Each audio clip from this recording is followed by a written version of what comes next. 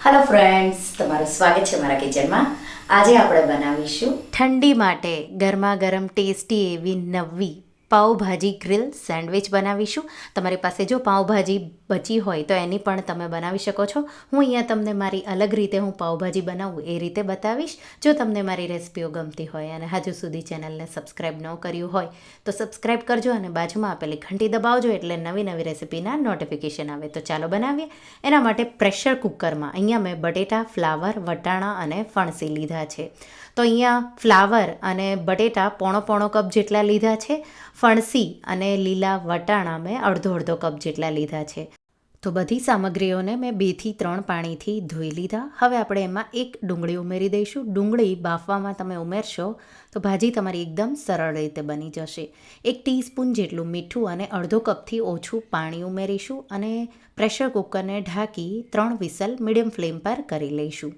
તો હું અલગ રીતે જે ભાજી બનાવું છું એ કાઠિયાવાડી રીતે બનાવું છું. તો એના માટે ખાયણી દસ્તામાં 10થી 12 કે નાની હોય તો 15 જેટલી લસણની કળીઓ અને સાથે એમાં 2 ટીસ્પૂન લાલ મરચું, તો 1 ટીસ્પૂન મેં તીખું મરચું અને 1 ટીસ્પૂન કાશ્મીરી મરચું ઉમેર્યું છે અને આ રીતે લસણની ચટણી વાટી લઈશું. તો તૈયાર છે. અને સાથે આપણે ભાજીનો વઘાર પણ મૂકી દઈશું. એના માટે કડાઈમાં 2 થી 3 ટેબલ સ્પૂન જેટલું તેલ ગરમ કરીશું. તેલ ગરમ થઈ જાય એટલે 2 મોટા ટમેટાં ઝીણા આ રીતે કાપેલા ઉમેરી દઈશું અને ટમેટાં સોફ્ટ થાય ત્યાં સુધી આપણે ટમેટાને સાતળી લઈશું. તો ટમેટાં સાથે થોડું મીઠું ઉમેરી દઈશું એટલે ટમેટાં એકદમ જલ્દીથી સોફ્ટ થઈ જશે. તો મીઠું આપણે બધા શાકભાજી બાફ્યા ત્યારે પણ ઉમેર્યું છે એટલે ધ્યાન રાખીને ઉમેરવાનું. ઢાંકી ટમેટાં સોફ્ટ થાય એટલે કે 2 થી 3 મિનિટ પછી આ રીતે આપણે ચેક કરીશું અને તમે જોઈ શકો છો ટમેટાં એકદમ સોફ્ટ આ રીતે થઈ ગયા છે. ટમેટાં આ રીતે સોફ્ટ થઈ જાય એટલે થોડા મેશ કરી દેવાના આ રીતે અને એમાં આપણે હવે લસણવાળું મરચું, તો લસણવાળી જે ચટણી આપણે પીસીને રાખી છે એ ઉમેરી દઈશું. સાથે 1/4 ટીસ્પૂન જેટલી હિંગ ઉમેરીશું. 1/4 ટીસ્પૂનથી પણ ઓછી થોડી હળદર ઉમેરીશું. મિક્સ કરીશું અને એકદમ સારી રીતે તેલ અલગ થાય ત્યાં સુધી આપણે એને સાતળી લઈશું. તો આ રીતે લગભગ 2 જ મિનિટમાં તેલ બધું આ રીતે અલગ થવા લાગશે અને તમે જોઈ શકો છો લસણવાળું મરચું આ રીતે સતળાશે એટલે એકદમ સારો એવો કલર આવશે. તો 2 મિનિટ જેવું લસણવાળા મરચાંને સાતળીશું. ત્યાં સુધીમાં પ્રેશર કુકર થઈ ગયું છે. આ રીતે પાણી એક વાટકીમાં કાઢી લઈશું. પછી આપણને જરૂર લાગે તો એ પાણી આપણે ગ્રેવીમાં વાપરીશું. આ શાકભાજીને આપણે મેશ નથી કરવાના, સીધા જ આપણે ભાજીમાં ઉમેરીશું. તો આ રીતે હું એને સાઈડમાં મૂકી દઈશ. પાણી જરૂર લાગે તો વાપરીશું. 2 મિનિટ પછી તમે જોઈ શકો છો લસણવાળું મરચું એકદમ સારી રીતે સતળાઈ ગયું છે અને કલર પણ સારો એવો આવી ગયો છે.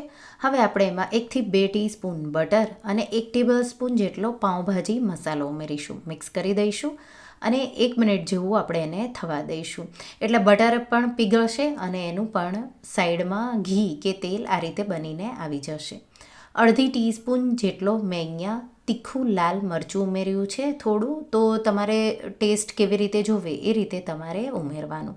તો આ રીતે તેલ અલગ થઈ જાય પછી જે આપણે શાકભાજી બાફીને રાખ્યા છે એ ઉમેરી દઈશું અને આપણે એને મિક્સ કરીશું આ રીતે. તો હવે હલકું તમારે આ રીતે મેશ કરવાનું છે. તો એકદમ આપણે જેમ પાવભાજી બનાવે એવું મેશ નહીં કરીએ, આ રીતે થોડું આખું રહે એ જ રીતે આપણે મેશ કરીશું. તો હવે જો તમને જરૂર લાગે કે ભાજી તમે થોડીવાર માટે પડી રહેવા દેવાના હોય તો જે પાણી બચ્યું છે શાકભાજી બાફવા ટાઈમેનું એ પાણી થોડું ઉમેરી દેવાનું. તો હું તરત જ ભાજી બનાવી રહી છું એટલે મેં થોડું જ પાણી ઉમેર્યું છે. મિક્સ કરીશું અને હવે ઢાંકી 2 થી 3 મિનિટ જેવું આપણે ભાજીને થવા દઈશું. તો 2 થી 3 મિનિટ જેવું થશે એટલે તમે જોઈ શકો છો ભાજી પરફેક્ટ એવી બની ગઈ છે. રેગ્યુલર ખાવા માટે બનાવો તો તમારે ભાજી થોડી પાતળી રાખવાની અને તમે જોઈ શકો છો પરફેક્ટ એવી ભાજી બનીને તૈયાર થઈ ગઈ છે. લીંબુનો રસ જો તમારે નીચોવો હોય તો લાસ્ટમાં નીચોવાનું અને મીઠું બરાબર છે. જો તમને લાગે કે ઓછું છે તો તમારે ઉમેરવાનું. લાસ્ટમાં ઝીણા કાપેલા લીલા ધાણા ઉમેરી મિક્સ કરીશું અને આવી થીક એવી જાડી આપણી ભાજી સેન્ડવિચ માટે તૈયાર છે.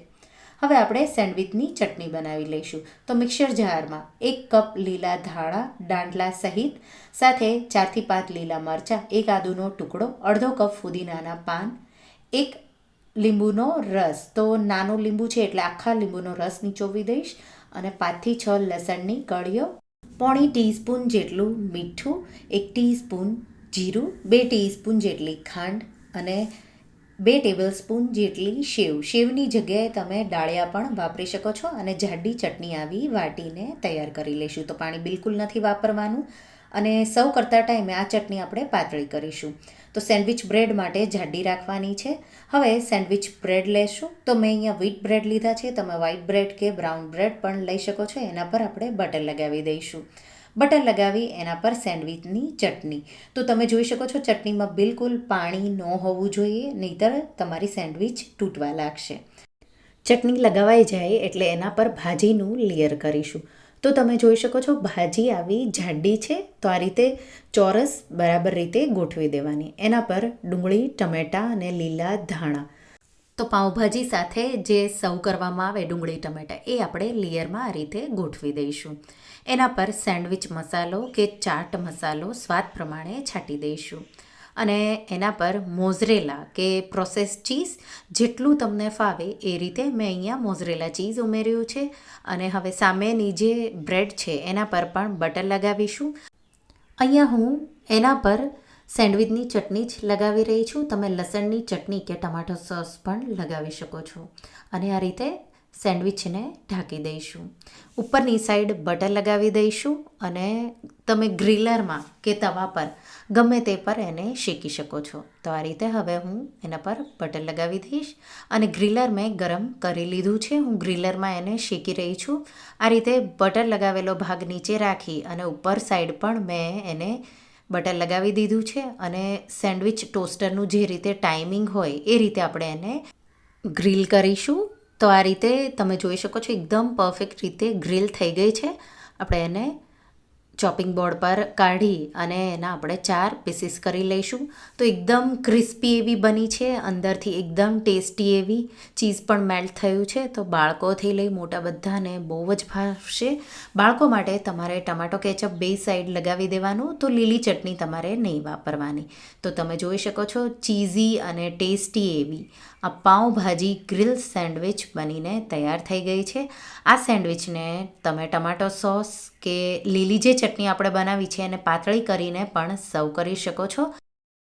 તો સેન્ડવિચ તો તમે બહુ જ બનાવી હશે, પણ આવી પાઉંભાજી ગ્રીલ સેન્ડવિચ ક્યારેય નહીં બનાવી હોય.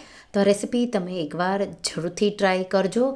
નાના બાળકોથી લઈ મોટા બધાને બહુ જ ભાવશે. તો તમને આ રેસીપી કેવી લાગી મને કમેન્ટમાં જરૂરથી જણાવજો. અને જો રેસીપી ગમી હોય તો વિડીયોને લાઇક કરજો, શેર કરજો અને મારા ચેનલને સબસ્ક્રાઈબ કરજો. અને આવી જ નવી રેસીપીઓ માટે તમે બેલ આઇકન બટનને પ્રેસ કરજો. Thank you for watching.